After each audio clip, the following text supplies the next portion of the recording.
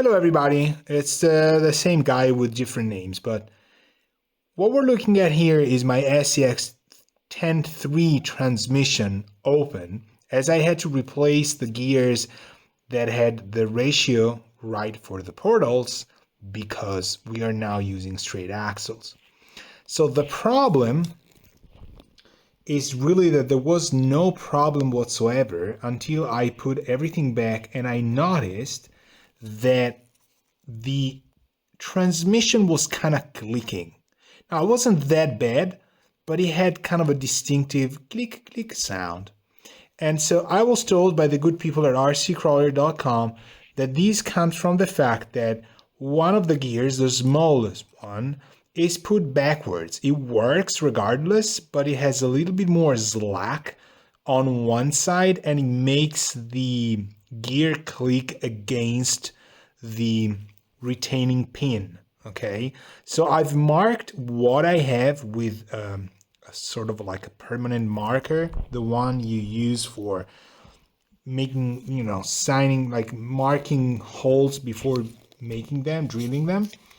And so I want to kind of document this because this is what I have right now. So I have no idea how this will do, but now I'll take these out and we'll take a look at them knowing how they're placed and how they look, okay? Okay, so here they are. This is what the transmission looks like in this spot. You can see the retaining pin right there.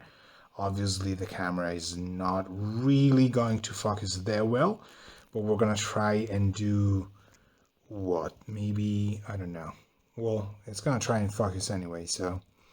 And this is the other pin for the little gear. So the gears were right where they were. Smaller goes to the right, bigger goes to the front, to the left. But let's take a look at what I have here in terms of gears. So this is how they were placed, as you can see.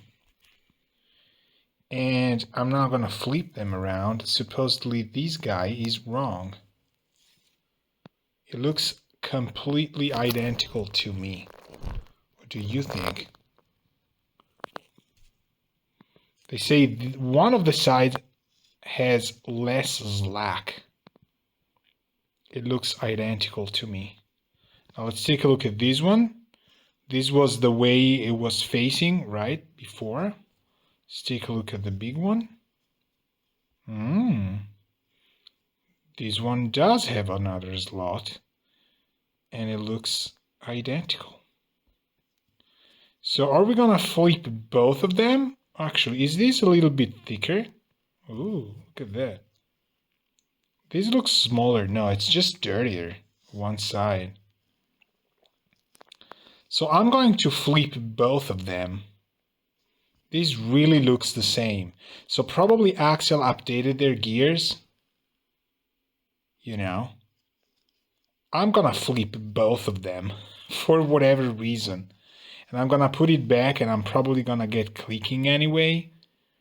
So what I need to do is just put some kind of buffer where things needed to be. But just so you know, this is what my gears look like. There's really not a lot that I think I can do. Also because it doesn't sound clicky until you assemble everything back. I'll try and hear it when mounted, but I don't hear it when spinning it by hand. I only hear it when the motor is doing its thing. But at least we have it marked.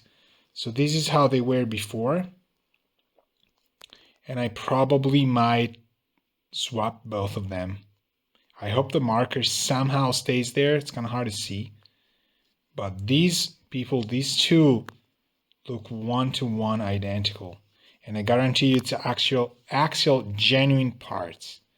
So now if I flip both of them and it's an issue with the retaining nut pins, then maybe it goes away. But if it's an issue with the mesh, then flipping both of them, will not have it work. Might make it worse. I don't think there's any issue with meshing. They're fine both ways. and the meshing was fine before. So what I think is if I flip them, I flip both of them.